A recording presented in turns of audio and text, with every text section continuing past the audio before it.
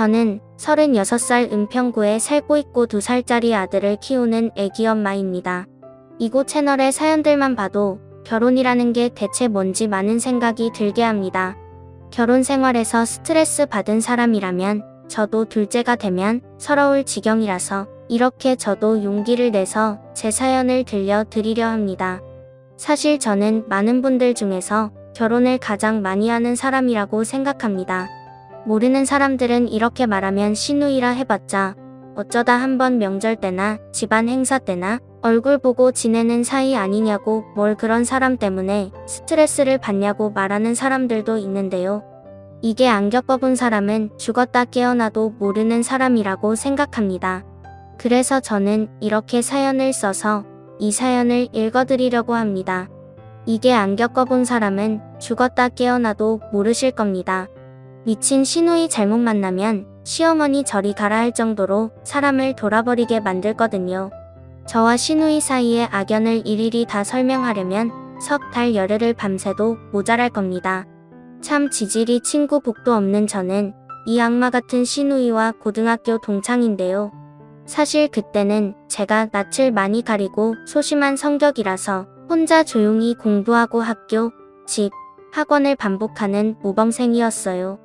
그리고 솔직히 친구 사귀는 게 조금 힘들었습니다. 왜냐하면 제가 그때는 쌍꺼풀이었고 코도 낮아서 못생겼다는 말을 많이 들었기 때문에 자신감도 없고 소심했거든요. 외모로 놀림을 몇 번 받다 보니 친구 사귀는 게 두렵고 괜히 뭣도 모르고 어울리다가 상처받고 싶지 않았습니다. 그래서 그냥 수업 열심히 듣고 공부만 하면서 학교에서는 있는 듯 없는 듯 지내고 있었습니다. 그러다가 고등학교 1학년 봄에 지금의 시누이가 저희 반으로 전학 오면서 저희의 악연이 시작되었죠. 사실 저는 그때까지만 해도 시누이와 친구를 하게 될 줄은 꿈에도 생각 못했습니다. 왜냐하면 시누이는 딱 봐도 잘 노는 날라리과인데다가 인상도 착해 보이지 않았거든요. 요즘 젊은 친구들이 말하는 센 언니 캐릭터가 바로 시누이의 첫 인상이었습니다. 근데 센 언니는 멋있기라도 하지 시누이는 기가 세고 자기 원하는 대로 할 것만 같은 그런 못돼 묵은 이기주의자로 보여서 저는 가까이 하고 싶지 않았습니다. 그리고 당연히 가깝게 지낼 일이 없을 줄 알았어요. 왜냐하면 그동안 저에게 먼저 다가와준 친구가 없는데 저렇게 기세 보이는 애가 저는 친구하자고 할 리가 없을 것 같았기 때문이죠. 그런데 이게 웬일 그런 시누이랑 친해지게 되었습니다. 사실 시누이는 전화 보고 나서 예쁘장한 외모로 인기가 많았는데요. 주변에 금방 친구가 몰려들었고 소위 말하는 인싸 중에 인싸로 되는 건 시간 문제였어요. 그래서 그 다음 학기에 거의 만장일치로 몰표를 받아 반장까지 됐는데요. 그런데 반장이 되자마자 갑자기 총무로 저를 추천하면서 먼저 다가왔습니다. 솔직히 그렇게 예쁘고 인기 많은 애가 저에게 먼저 다가오자 처음엔 되게 고마우면서 감동스럽기까지 하더라고요. 그런데 시누이의 속셈은 따로 있었습니다. 지금은 어떨지 모르겠지만 사실 그 당시 반에서 반장의 위치는 상당했어요. 선생님의 권력을 일부 위임받아 명령하는 거니 애들이 다 시누이 말을 잘 따랐죠. 하지만 반장이라는 지위에 유일한 단점이 있다면 그건 바로잡일이 많았다는 것입니다. 그래서 총무 역할을 빌미로 저를 무슨 자기 시녀처럼 부리는데 대신 공지사항 전달하고 숙제검사 노트 대신 걷는 건 기본이고 각종 숙제와 수행평가 보고서 지각이나 벌점 출석부 체크까지도 전부 저에게 시켰습니다. 사실 총무면 돈 관리만 하면 되는데 저는 반장이 해야 하는 온갖 잡다한 일들까지 다 한 거죠. 그제야 왜 저한테 먼저 다가오는 척 총무를 시켰는지도 알겠더라고요. 저한테 친한 척해서 총무를 시킨 다음 자기 할 일까지 저한테 다 떠맡기려고 제일 만만해 보이는 저한테 총무 역할을 시킨 거였죠. 총무하면서 시누이와 함께하면 할수록 제 첫 느낌이 정확하단 생각이 들더군요. 왜 그런 사람들 있잖아요. 남이 해주는 건 너무 당연하면서 자기가 뭘 하나라도 해주는 건 너무 아깝고 해주기 싫어하는 욕심 많고 이기적인 사람. 시누이가 딱 그런 사람이었습니다. 게다가 신우이는 반장 역할을 저한테 다 떠넘기는 것도 모자라 어느 생각부터는 본인이 해야 할 공부나 숙제까지도 저한테 다 해달라고 시키더라고요. 그리고 본인은 잘생긴 남자애들이랑 같이 영화 보고 노래방 가고 놀았어요. 제가 참다 못해서 싫은 개색을 보이거나 충고로 적어도 내가 할 숙제는 내가 하라고 한마디 하면 야, 난 왕따인 나랑 놀아주고 총무까지 시켜줬는데 넌 꼴랑 이거 하나 못해줘. 솔직히 너 나 때문에 총무도 하고 반 애들이랑 친하게 지내는 거잖아. 양심이 있으면 은혜 좀 갚아라. 그리고 우리 친구잖아. 그러니까 부탁 좀 들어줘라. 이러면서 사람을 무시했습니다. 그래서 저도 열받아서 말했죠. 내가 날 친구로 생각하기는 해. 맨날 내 할 일 대신 시키고 내 숙제까지 대신 시키고 너는 다른 애들하고 놀러 다니잖아. 내가 진짜로 날 친구로 생각했으면 나랑도 같이 놀러 다녔겠지. 근데 너 노래방 가고 영화관 갈 때 한 번이라도 나랑 같이 가자는 소리 한 적 없잖아. 누가 친구를 이렇게 대하냐? 맨날 귀찮은 일 시킬 때만 친구 거리면서 나 찾잖아. 와, 내가 이런 말까진 안 하려 했는데 그건 너 스스로를 탓해야지. 다른 애들이 다 너랑 같이 다니기 싫대. 못생겨서 쪽팔린대. 근데 내가 어떻게 나 혼자 우겨서 너랑 놀러 가자고 하겠어? 나랑 다니는 잘생긴 선후배들, 우리 반 애들도 전부 다 너랑 같이 놀러 가면 안 오겠다는데. 그러니까 애초에 좀 예쁘게 꾸미고 다니면서 애들한테 좀 잘하지 그랬냐? 하긴 뭐 그 얼굴에 덕지덕지 뭐 발라봤자겠지만 솔직히 너도 거울 한번 봐봐. 내가 남자라면 너처럼 생긴 여자애랑 같이 어울리고 놀고 싶겠냐? 그러니까 불만 있으면 나한테 뭐라고 하지 말고 너를 이렇게 낳아준 내 부모님을 탓해. 저는 신우이 말에 큰 충격을 받았고 너무 마음에 상처가 돼서 그 다음 날부터 학교를 안 갔습니다. 아직도 그때의 일이 생각날 정도로 이 사건은 제 마음속에 깊숙한 트라우마로 자리 잡았을 정도였어요.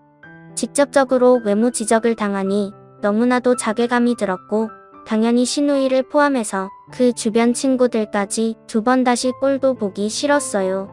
그리고 총무일도 너무나도 하기 싫었죠. 그래서 한 일주일 정도 학교에 가지 않고 방 안에만 누워 있었어요. 이런절 보고는 부모님께서 굉장히 걱정을 많이 하셨습니다. 평소 공부도 잘하고 사고 한번 치지 않는 착한 딸이 갑자기 학교를 안 나가겠다고 하니 당연히 신경이 쓰일 수밖에 없었죠. 제가 일주일 동안 방 안에 틀어박혀 곰곰이 고민하고 생각해 본 결과 도저히 무슨 일이 있어도 신우이가 있는 학교에 다니기 싫더라고요. 그래서 부모님께 자퇴를 하고 싶다고 솔직하게 말씀드렸습니다. 제가 그동안 모범적으로 살아왔기 때문에 학교 대신 기숙학원 다니면서 검정고시 치고 그 다음에 수능 준비해서 좋은 대학에 들어가겠다고 약속을 했죠. 부모님은 저에게 갑자기 왜 그러는지, 혹시 학교에서 무슨 일이 있었는지 물어보셨죠. 처음에는 창피해서 말씀드리지 않다가 결국 부모님께 다 털어놓았습니다. 학교는 교우 관계가 힘들어서 더 다니다가는 오히려 공부에 집중을 못할 것 같다고 울면서 말씀드리니까 부모님도 제 뜻을 따라주시더라고요. 그렇게 고등학교를 자퇴하고 저는 바로 기숙학원을 들어갔습니다. 그곳에서도 혹시 또 따돌림을 당할까봐 걱정을 했는데 다들 공부하느라 바빠서 저에게 신경 쓰지 않더라고요. 그러니 괜히 쫄보처럼 눈치 보지 않고 공부에만 집중할 수 있었습니다. 무엇보다 신우이랑 못된 반아이들을 마주칠 일 없어서 정말 그렇게 행복할 수 없었습니다. 그래서 저는 검정고시도 금방 합격하고 수능도 평소보다 잘 봐서 제가 가고 싶어하는 명문대에 한 번에 입학할 수 있었습니다. 그리고 명문대 합격 서류 받자마자 성형수술 잘하는 병원을 알아봤고 눈이랑 코 수술을 했습니다. 대학 들어가서도 못생긴 외모 때문에 무시당하고 싶지 않았으니까요. 다행히 성형수술은 잘 됐고 저는 자신감을 가지고 대학 생활을 하면서 성격 좋은 평범한 친구들과 추억도 많이 쌓았고 동아리에서 만난 남자친구와도 사귀면서 행복한 학교 생활을 할 수 있었습니다. 그래서 다시 신우이와 만날 일은 절대 없을 줄 알았는데요. 이게 무슨 질긴 인연인 건지 저는 대학 졸업하고 처음 취직한 회사에서 다시 신우이를 만났습니다. 저는 누구나 이름을 들으면 알 법한 온라인 쇼핑몰의 상품기획부서에 정규직으로 입사를 했는데 회사 사내식당에서 신우이와 딱 마주친 게 아니겠어요? 알고 보니 저를 괴롭혔던 신우이는 이 회사 콜센터 계약직으로 근무하고 있었던 거죠. 근데 다행히 제가 성형수술을 해서 신우이는 저를 못 알아보더라고요.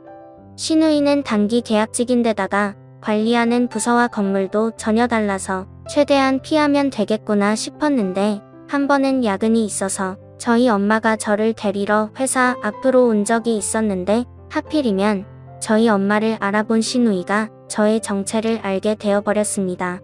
신우이는 저를 알아보고는 깜짝 놀라면서 어느 병원에서 수술한 거냐면서 꼬치에 꼬치 캐묻고 제가 정규직 입사한 거 알고 앞으로 자기 좀 도와달라고 번호 좀 달라고 하더라고요.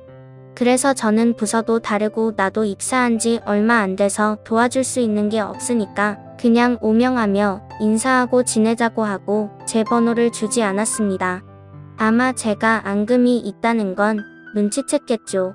그런데 신우이는 그 다음날 제가 회사 끝날 때를 맞춰서 회사 앞에서 기다리고 있다가 같이 술 한잔 하자고 하더라고요. 술은커녕 얼굴도 보기 싫은 애라 선약했다고 거절할까 하다가 콜센터 업무에 시달려서 너무 피로에 지친 그 얼굴이 불쌍해서 진짜로 같이 술 한잔만 해야지 생각하고 같이 호프집으로 향했는데 그날 신우이가 저에게 진심으로 사과하더라고요.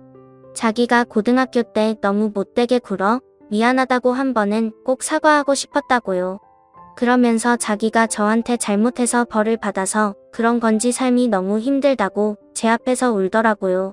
그때 내가 너한테 내 숙제까지 다 시켜먹고 공부를 안 해서 이딴 계약직으로 맨날 시달리나 봐. 이러면서 맥주를 연고프 마셔대는데 그 모습 보니까 인간적으로 안 됐긴 하더라고요. 그래서 저는 정규직한테만 주는 상품권 같은 걸 신우이한테 주면서 힘내라고 위로해 주었습니다. 그날 신우이는 자기 신세 한탄하다가 몸을 가눌 수 없이 취해버렸는데요. 그러자 신우이 오빠한테서 연락이 오더라고요. 그래서 그 오빠한테 호프집 이름 알려주고 데리러 오라고 했는데 이 오빠가 지금의 제 남편입니다. 이날이 제가 남편을 처음 만난 날이죠. 남편은 제게 연락해줘서 고맙다고 인사를 하고 신우이를 부축하면서 저도 데려다 주겠다고 했는데요. 저는 술에 안 취했으니까 괜찮다고 신우이만 데리고 가라고 해도 밤길이 위험하다면서 굳이 저까지 차에 태워 저희 집까지 데려다 주었습니다. 몸을 가르질 못하는 신우이는 자연스레 뒷좌석에 눕히고 저는 앞좌석에 앉게 되었는데요. 집까지 가는 길에 다정하게 이것저것 신우이와 어떻게 아는 사이냐 물어보고 숙 취해 소재랑 간식도 편의점에서 사서 손에 쥐어주고 되게 친절하게 대해 주었습니다. 그 사람은 신우이의 친오빠라는 게 믿기지 않을 정도로 착한 성격을 가진 남자였어요. 그래서 내심 속으로 괜찮다는 생각은 들었지만 나중에 이 사람이랑 결혼하게 될 줄은 그 당시에는 전혀 생각지도 못했어요. 그날 저에게 다는 남편이 신우이 통해서 제 번호 따가지고 계속 다정하게 연락을 해오고 좋아한다고 고백을 해와서 결국 저희는 결혼까지 하게 되었습니다. 그리고 무엇보다 신우이가 자기 잘못을 뉘우친 후부터는 저에게 되게 잘해줘서 개과천선인 줄 알아서 결혼을 했던 거예요.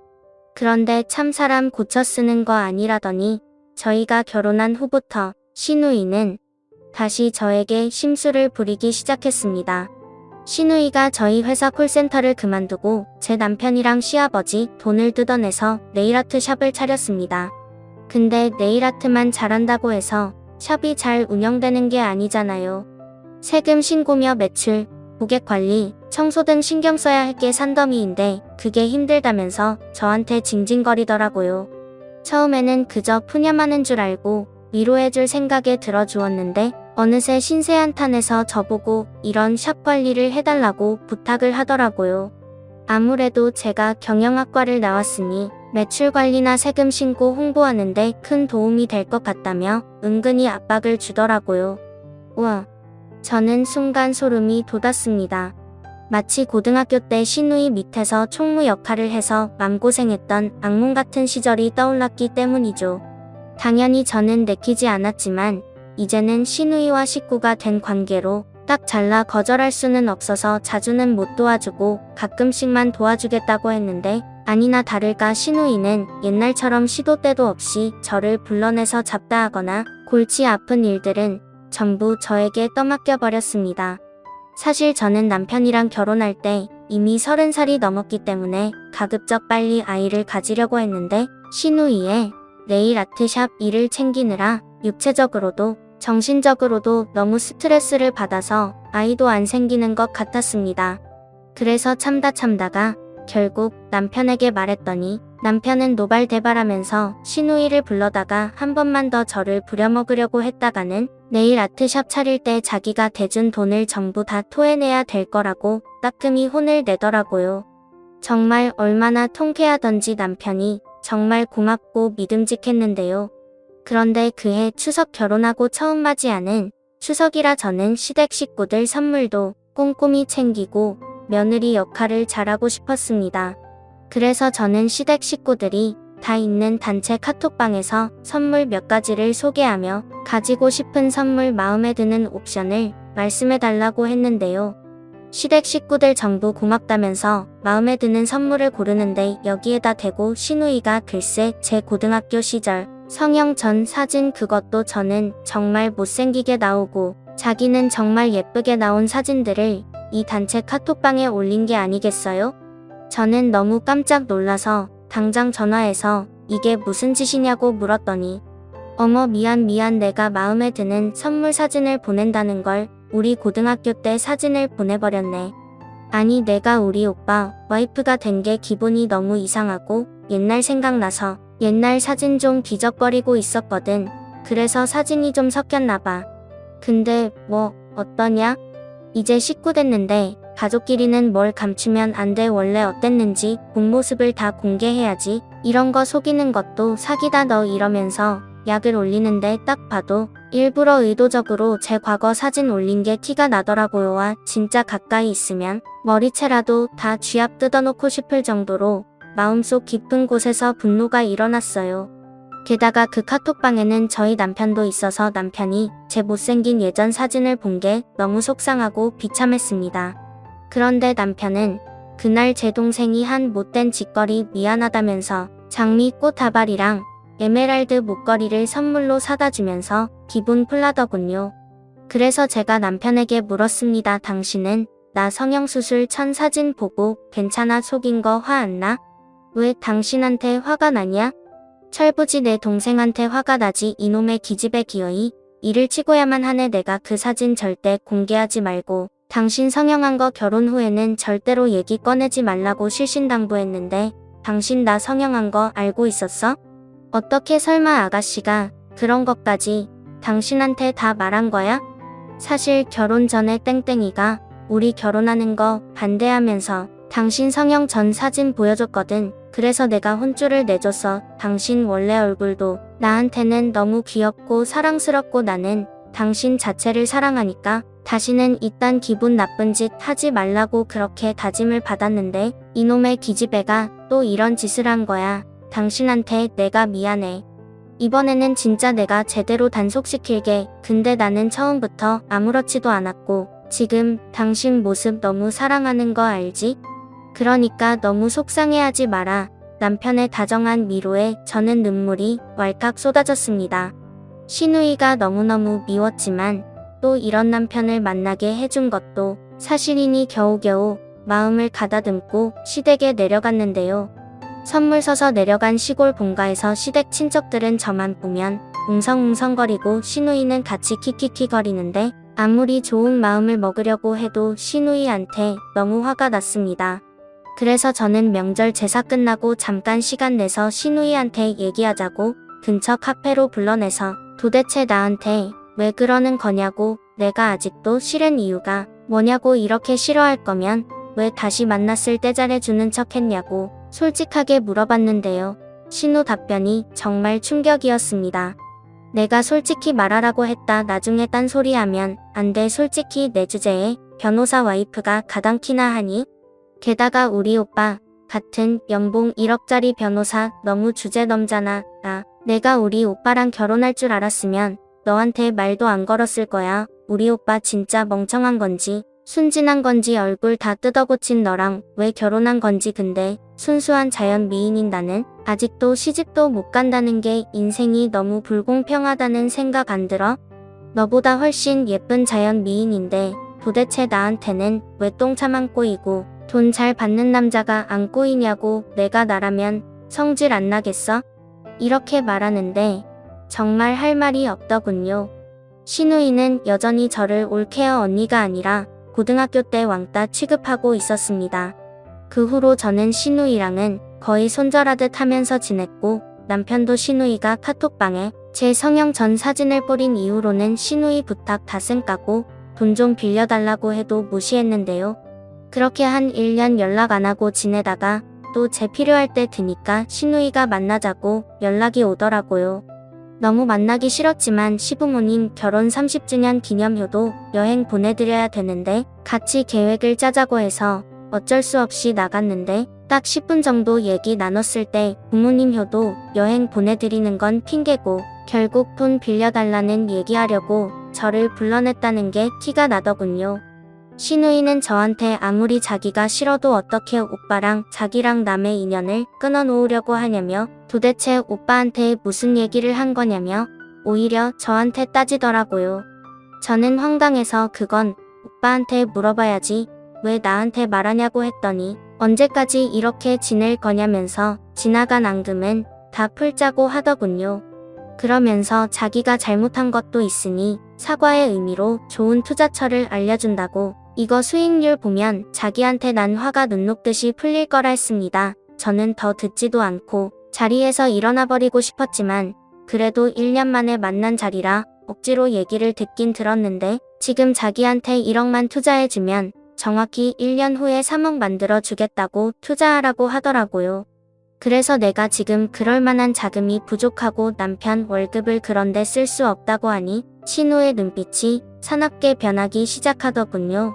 야, 우리 오빠 돈 잘 버는 거 뻔히 아는데 자금이 부족하긴 뭐가 부족하다는 거야. 막말로 우리 오빠 돈 달라는 거지 내 돈 달라는 것도 아니잖아. 그리고 정 부족하면 너 지금 사는 아파트 담보로 대출만 받아도 1억 당기는 거 일도 아니겠구만. 집 그거 깔고 앉아있으면 뭐하냐? 주식에 투자하는 게 훨씬 낫지. 너 내 말 들으면 1년 뒤에는 진짜 대박 날 거라니까. 솔직히 나 같은 신우이가 어딨냐? 올키한테 이런 알짜 정보 주는 신우이 대한민국에 나밖에 없을 거다.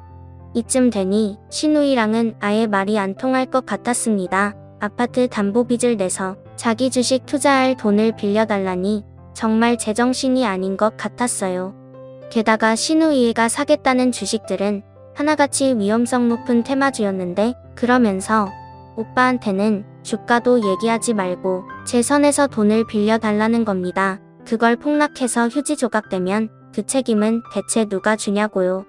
그래서 저는 화를 꾹꾹 눌러 참고 일단 생각해 보겠다고 하고 신우이를 돌려보내고 신우이에 가자마자 바로 남편에게 전화해서 신우이가 했던 말도 안 되는 얘기들을 전부 다 말했습니다.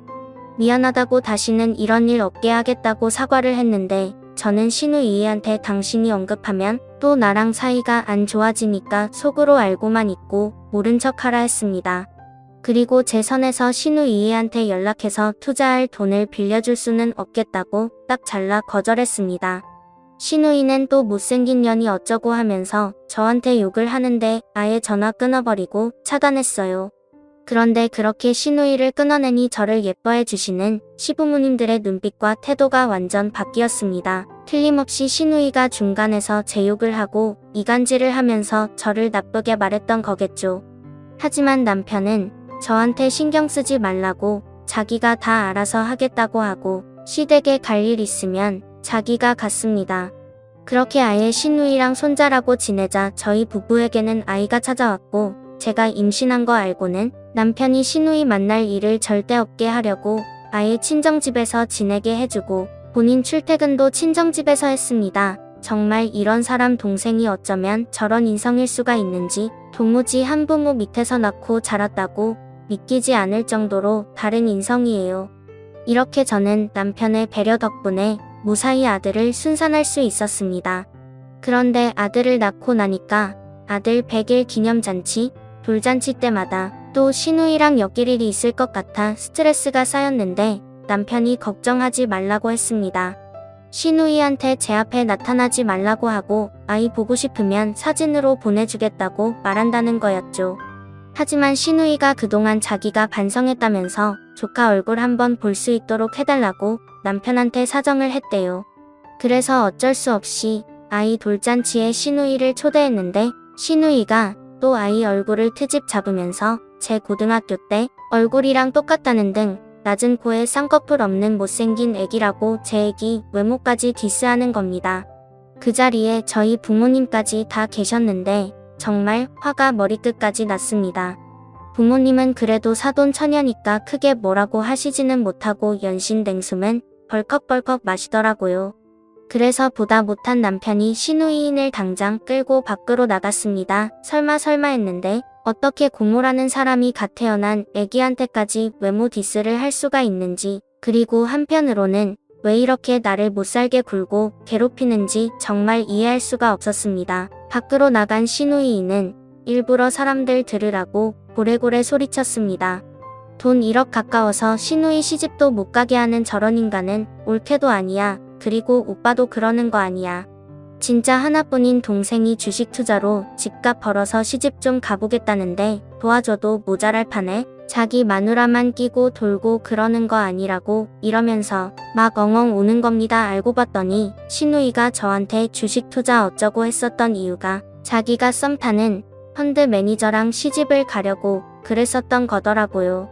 근데 무리한 투자로 자기 모은 돈이랑 시아버지가 준 돈 다 날려먹고 나서 이제 저희 남편한테 저렇게 생떼를 쓰고 갓난 조카한테도 심술을 부렸던 겁니다.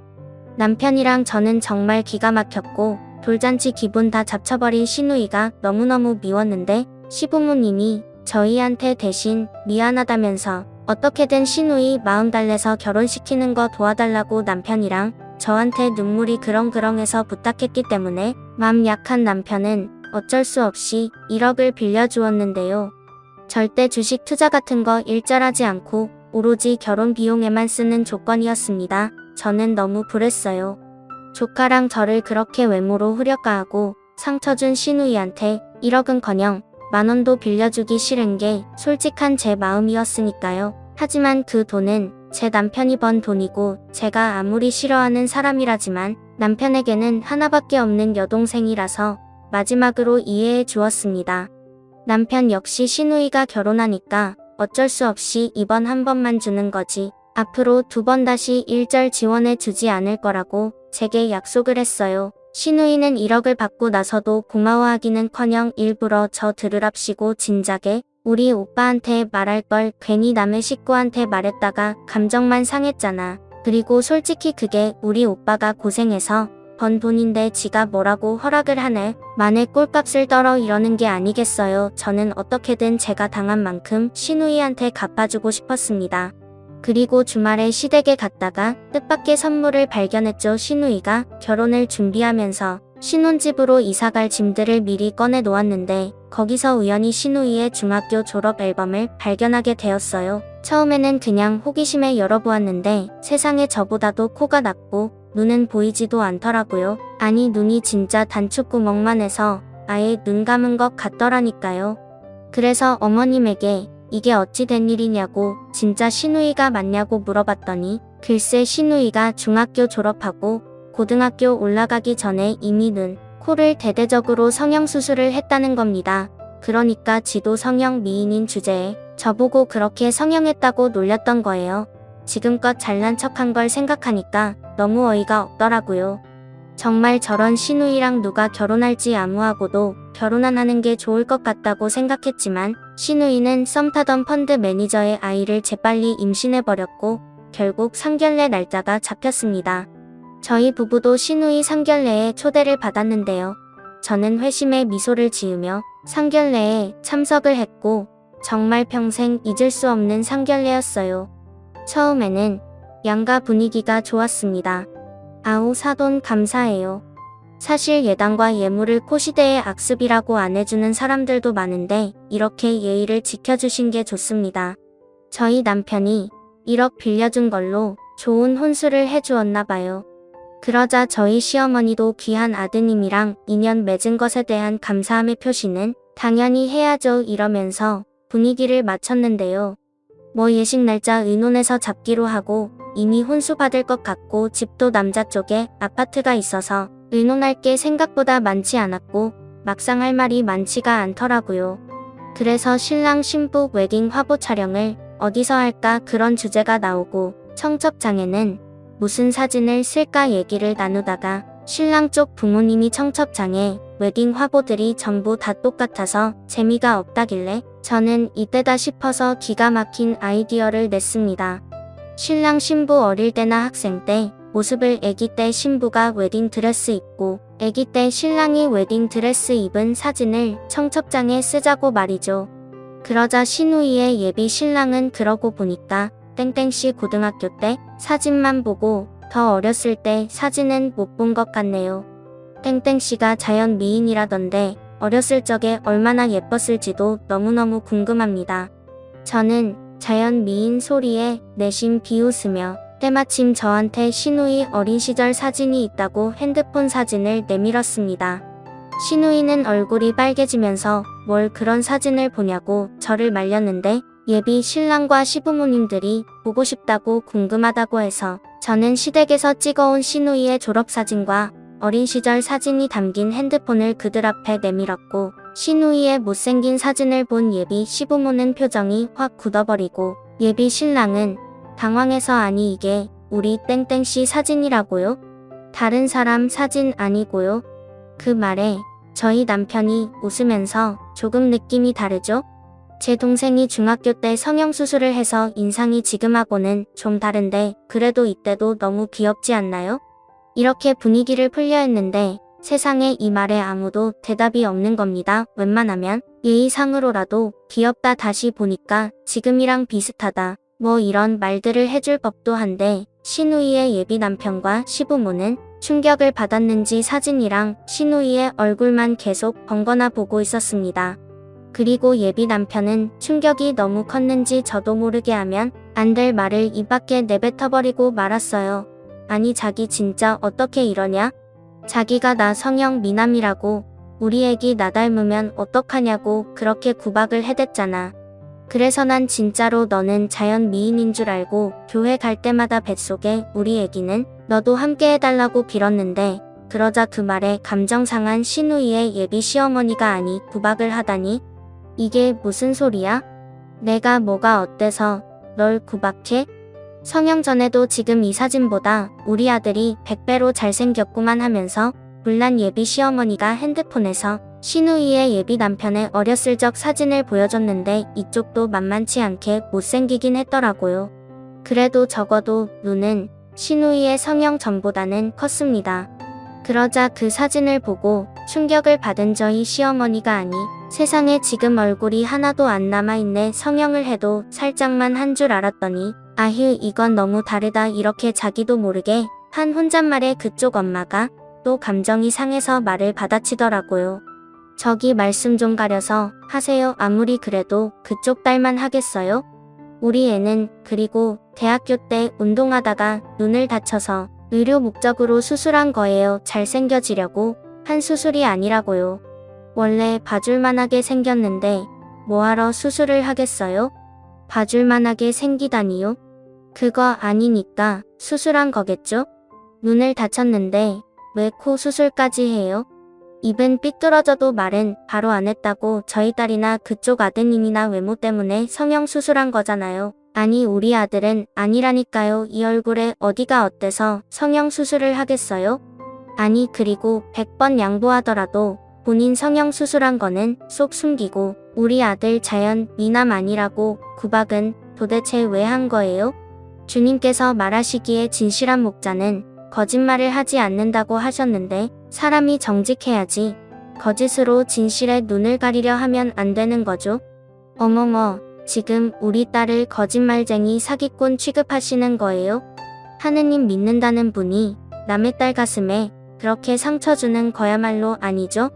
이러면서 양가 집안 어른들끼리 이상하게 말싸움이 붙기 시작했고, 내 딸 성형전이 더 예쁘네, 내 아들 성형전이 더 낫네 하면서 성형전 사진 누가 더 낫나 키싸움이 시작됐습니다. 저랑 남편은 그동안 당한 게 있으니까 이 꿀잼 반응들을 조용히 관람하면서 울고락 투르락 약올라 미치려 하는 신우이의 얼굴과 함께 재밌게 감상하고 나왔어요. 그렇게 양가 집안 전부 다 기분이 잔뜩 상해서 상견례를 마치게 되었습니다. 아마 신우이의 뱃속 아이만 아니었으면 100% 파탄났을 거예요. 신우이는 상견례 끝나자마자 저를 불러 세워가지고 너 아까 그딴 말한 이유 뭐야? 어린 시절 사진으로 청첩장을 한 해 만에 그딴 얘기한 이유가 뭐냐고, 누구 결혼 망치려고 작정했어? 저는 그런 신우이한테 그동안 가슴에 한 맺힌 것들을 털어놓았습니다. 왜 가족끼리는 뭘 감추면 안 된다며, 원래 어땠는지 본 모습을 다 공개해야지, 이런 거 속이는 것도 사기라며, 내가 나 시집 오고 천명절에 일가 친척 다 있는 데서 내 성형 전 사진 뿌리면서 한 말인데 벌써 까먹었어? 막상 내가 당하고 나니까 기분이 어떻지? 그래도 나는 갓 태어난 조카한테까지 외모 디스는 하지 않을 거야. 너 그동안 나한테 한 짓 아무렇지 않다고 생각했다면 지금 이 감정 잘 기억해. 당하는 사람 기분이 얼마나 거지 같은지. 그리고 사람 너무 외모를 무시하고 잘난 척하는 거 아니야. 저는 이렇게 신우이에게 한마디 해주었고, 신우이는 그 후로 예비 남편이랑 시댁한테 앙금이 남은 채로 뱃속 아이 때문에 억지로 결혼해서 살고 있습니다. 그런데 임신 때 스트레스를 많이 받았는지 신우이는 자기 애를 낳자마자 너무 못생겨서 못 키우겠다고 펑펑 울었습니다. 제가 봐도 신우이 아이에 비하면 우리 아들은 정말 연예인 시켜도 된다는 생각이 들 정도였으니, 외모를 중시하는 신우이가 얼마나 상심이 컸을지 저는 그게 다 신우이의 업보라 생각합니다. 남을 못생겼다고 그렇게 상처 주니까 자기 자식이 저렇게 난 거 아니겠어요? 사람이 자고로 마음이 못생기면 자꾸 속상한 일만 생기는 법인 거죠. 아무튼 그 이후로 지금 신우이는 저를 만날 때면 아무 말도 못하고 깨갱하면서 지낸답니다. 인광부라고. 역시 사람은 착하게 살아야 된다는 걸 신우이를 보고 깨닫게 되었어요. 그럼 지금까지 저의 사이다 같은 사연 들어주셔서 감사하고요. 여러분은 모두 마음이 예쁜 나날들, 좋은 인생을 사셨으면 좋겠습니다.